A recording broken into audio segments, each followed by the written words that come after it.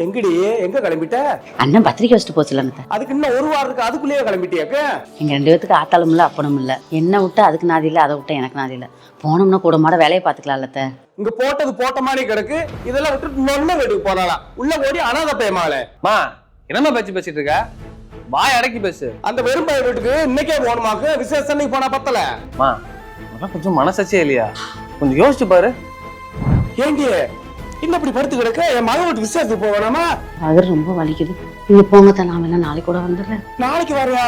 ஏண்டி நீங்க சொகுசா படுக்க என் மகன் அங்க கஷ்டப்பட? அவன் உடம்பு எதுக்காக? டக்குன்னு வெளியேறி போவான்.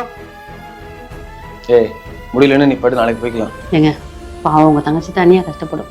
வாங்க மெதுவா கூட போயிடலாம். அது என்னம்மா, உன் மகளுக்கு வலிக்கிற மாதிரி தானமா உன் வீட்டுக்கு வந்து மருமகளுக்கும் வலிக்கும். அது என்னம்மா மகளை ஒரு மாதிரி பாக்குறீங்க, மருமகளை ஒரு மாதிரி பாக்குறீங்க?